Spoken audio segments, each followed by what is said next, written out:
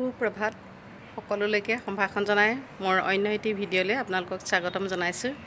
আজি আমি এফালে যাবলৈ ওলাইছোঁ। আজি দিনজোৰা কাৰ্যসূচী আপোনালোককো সময়ে সময়ে দেখুৱাই থাকিম। BH কলেজ ছাত্ৰাবাসৰ নৱাগত আদৰণি সভা এয়া ছাত্ৰসকলে আমাক আগুৱাই নিবলৈ আহিছে। আহক আপোনালোককো দেখুৱাওঁ। সকলোৱে সমবেত হৈছোঁ। আজি এটি আমাৰ ছাত্ৰাবাসৰ বাবে বিশেষ দিন, কিয়নো আজি আমাৰ ছাত্ৰাবাসৰ 52 সংখ্যক নৱাগত আদৰণি সভা। আৰু আজি এই আমাৰ নৱাগত আদৰণি সভাৰ প্ৰথম কাৰ্যসূচীত আছে এয়া পতাকা উত্তোলন কৰিব অধীক্ষক ডাঙৰীয়াই BH কলেজ ছাত্ৰাবাসৰ।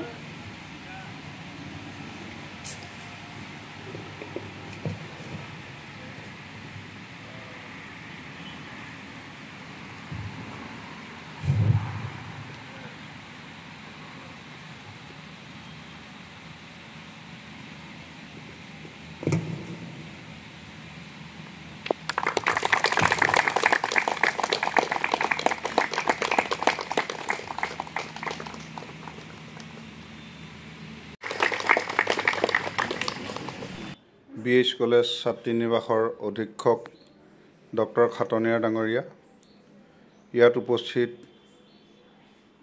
ৰূপালী নেওগ ডাঙৰীয়ানী আৰু মৰমৰ আৱাসীসকল, আজি এই 52তম নৱাগত আদৰণি সভাৰ প্ৰথম কাৰ্যসূচী হিচাপে মই এই পতাকা উত্তোলনত তোমালোকে নিমন্ত্ৰণ কৰাৰ বাবে নথৈ ধন্যবাদ জ্ঞাপন কৰিছোঁ।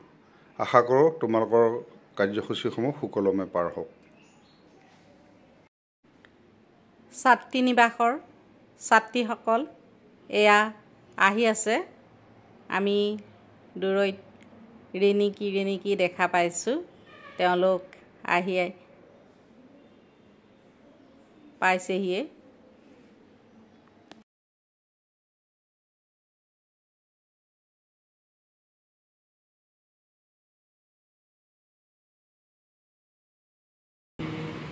যিসকল স্বনামধন্য ব্যক্তিৰ প্ৰচেষ্টাত এই মহাবিদ্যালয়খন তথা এই ছাত্ৰাবাসটো গঢ়লৈ উঠিল,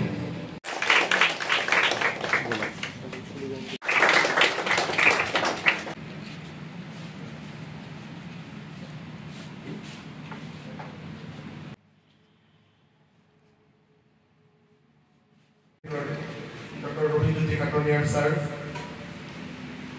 আমাৰ ৰূপালী নেওগ বৰা বাইদেউ, আমাৰ দুয়োখন আৱাসৰ সন্মানীয় আৱাসীসকল, মৰমৰ আৱাসীসকল, আজি নৱাগত আদৰণি সভা উপলক্ষে ৰেঙনি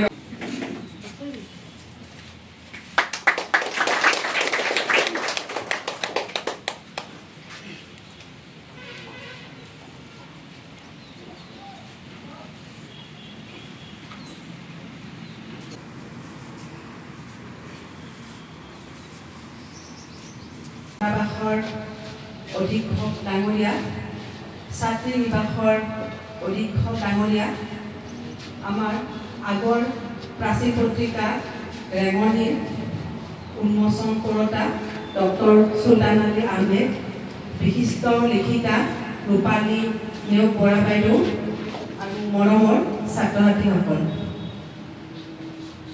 দুখন প্ৰাচীন পত্ৰিকা দেখি মই খুব অভিভূত হৈ পৰিছোঁ। ইংৰাজী প্ৰাচীন পত্ৰিকাখনৰ বিষয় সাম্প্ৰতিক সময়ৰ অতীতে প্ৰাসংগিক বিষয়ক তেওঁলোকে সামৰি লৈছে। আৰু সোণালী সূতাৰ দেশ তোমালোকে নামৰ যিখন প্ৰাচীন পত্ৰিকা তোমালোকে এই থিমত যিখন দাপোন প্ৰাচীন পত্ৰিকা তোমালোকে সম্পাদনা কৰি ওলাইছা, ই অনন্য অভিনৱ মোৰ দৃষ্টিত, যে এনেকুৱা বিষয় লৈ কোনো প্ৰাচীন পত্ৰিকা মই আগতে দেখা নাছিলোঁ। গতিকে এনেকুৱা এটা ধাৰণা তোমালোকৰ যে মনলৈ আহিছে যে অসমখন সোণালী সূতাৰ দেশ, এই সোণালী সূতাৰ দেশৰ আধাৰত যি প্ৰাচীন পত্ৰিকা এখন প্ৰস্তুত কৰিব পৰাৰ ধাৰণাটো যে মনলৈ আহিছে, সি যথেষ্ট আমাৰ অন্তৰত আশাৰ সৃষ্টি। নপঢ়োঁ বুলি ভাবিও পঢ়াৰ কাৰণে এটা সুযোগ দিব পাৰে, দুখনত অতি সুন্দৰভাৱে পৰিস্ফুট হৈ উঠিছে। আৰু তাৰ কাৰণে তোমালোকক সকলোকে মই ধন্যবাদ জ্ঞাপন কৰিলোঁ। আজিৰ এই উৎসৱ মাখনৰ দিনত আজিৰ এই উৎসৱ মই পিছে নাই মই নাই বাৰু ল'ৰা ছোৱালীখিনি বহুত সহায় দিছে নাই এওঁলোকে নিজে কৰিছে বহুত জানে এওঁলোকৰ মানে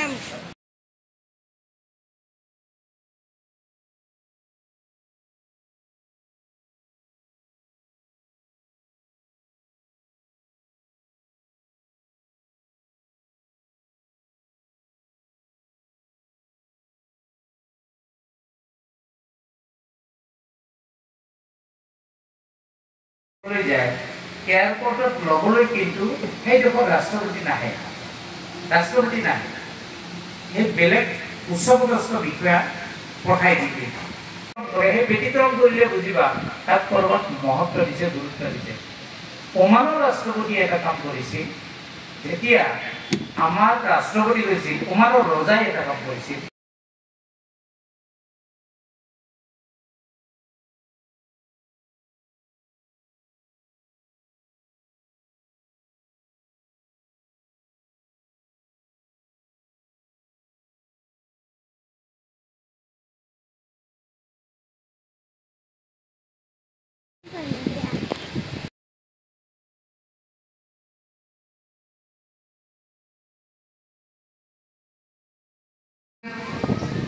এইখন মহাবিদ্যালয়ৰ সোণালী জয়ন্তী বৰ্ষ হৈছিল তোমালোকে ইয়াত যিসকল আছা তেওঁলোকে পোৱা নাই প্ৰাক্তন ছাত্ৰ যদি কোনোবা আশা পাইছা তোমালোকে সোণালী জয়ন্তী বৰ্ষত আৰু সেই সোণালী জয়ন্তী বৰ্ষত এই মহাবিদ্যালয়খনক লৈ মই তেওঁ লিখিছে যে হঠাৎ টোপনি ভাঙি গৈ ধুমুহা আহিছে নেকি বাৰু দুৱাৰৰ জাপটোখনে ধুম ধুম শব্দ কৰিছে মাজে মাজে বিজুলী মাৰিছে পুনৰ চকু দুটা মুদি টোপনি যোৱাৰ চেষ্টা কৰিছো কিন্তু বিজুলীৰ চমকনি ক্ষীণ পোহৰত দেখিলো কোনোবাই আঁঠু কাঢ়ি বিচাৰি ফুৰিছে কিবা কোন একো শব্দই নকৰে দেখোন কাষলৈ উঠি আহি আকৌ সোধো কোন আপুনি কি বিচাৰিছে তেওঁ নীৰৱে ইফালৰ পৰা সিফাললৈ আঁঠু কাঢ়ি ববোৱা পাই ফুৰিছে এবাৰো মূৰটো নাদায় মোৰ চকুৱে চোৱা নাই কিবা বিচাৰিছে নেকি আপুনি হঠাৎ শুনিলো বিচাৰিব লাগিবই পানীৰ লাহে লাহে ওলাই যাম কোঠাটোৰ পৰা খোজ কাঢ়ি কি বিচাৰিছে মৃদু কণ্ঠেৰে তেওঁ উত্তৰ দিলে মোৰ মেৰুদণ্ড বিজুলীৰ তীব্ৰ পোহৰে চাপ মাৰি ধৰিলে পোহৰত দেখিলো তেওঁ অকলে নহয় শত সহস্ৰজনে আঁঠু কাঢ়ি কিবা বিচাৰিছে ইফালৰ পৰা সিফাললৈ মুঠেই উঠা সামৰি হয়তো সকলোৰে মেৰুদণ্ড হেৰাইছে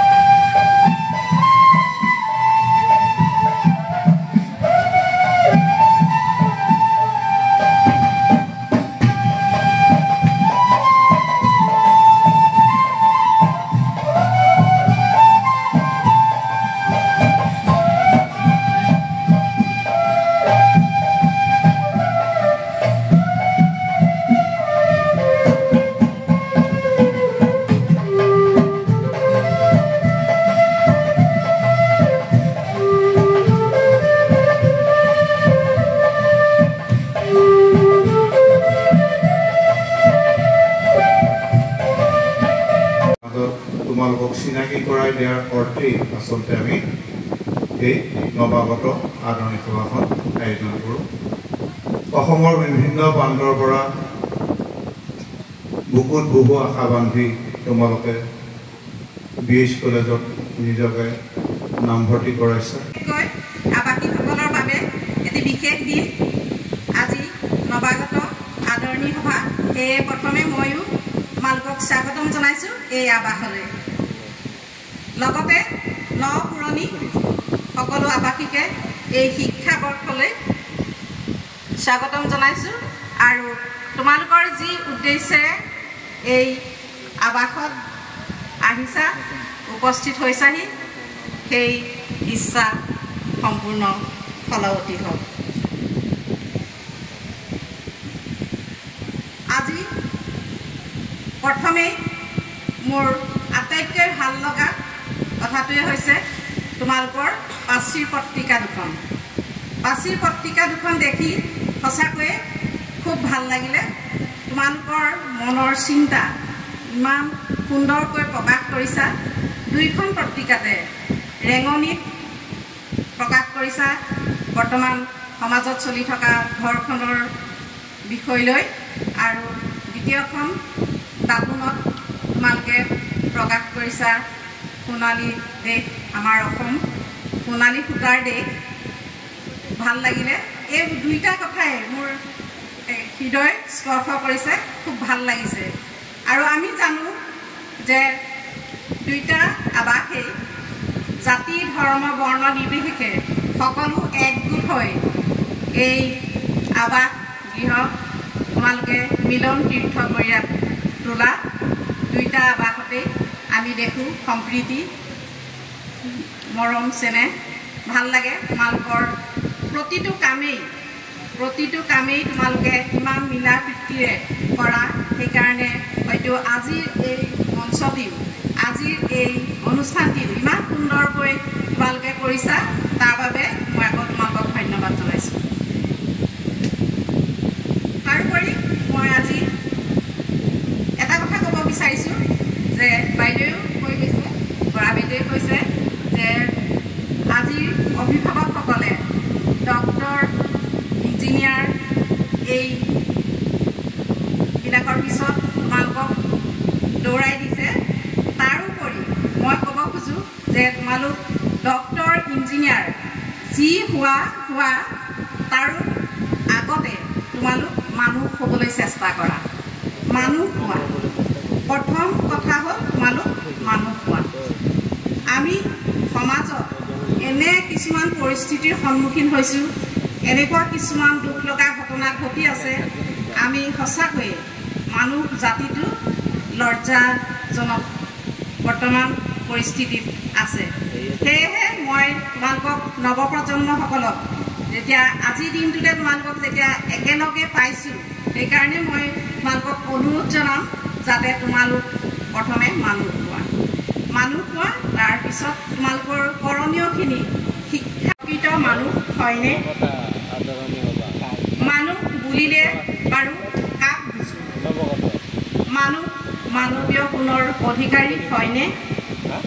কথা ক'ব পাৰিলেই আৰু হাত ভৰি অংগ প্ৰত্যংগ থাকিলেই জানো মানুহক মানুহ বুলি কোৱা হয়? আমি মানুহ, সেয়ে আমাৰ কাম কাজবোৰ হোৱা উচিত মানুহৰ দৰে, পশুৰ দৰে নহয়।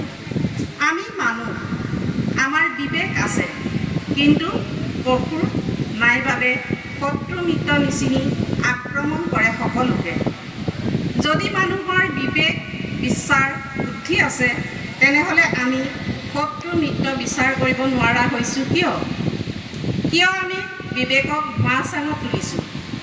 আমি মানুহে বাৰু নিজ বিবেকক বন্ধকত থৈ আনৰ বিবেকেৰে পৰিচালিত হ'ব ধৰিছে নেকি? মানুহ ধন সম্পত্তি ক্ষমতাৰ পিছত দৌৰিব লাগিছে। দৌৰি নিজ স্বাৰ্থ সিদ্ধি কৰি বৃহৎ স্বাৰ্থত পিঠি দিছে। স্বাৰ্থলোভী মানুহে বিষাক্ত কীট সিঁচি দিয়ে সমাজত। আমি বিবেকক এৰি দিছোঁ দংশন কৰিবলৈ, প্ৰতিৰোধৰ নাই সাহস। এই সাহ আমি কেতিয়া জন্মাম? যেতিয়া আমি নিঃশেষ হৈ যাম, তেতিয়া জানো কিবা বাকী থাকিব নিজকে মানুহ বুলি পৰিচয় দিবলৈ? ধন্যবাদ।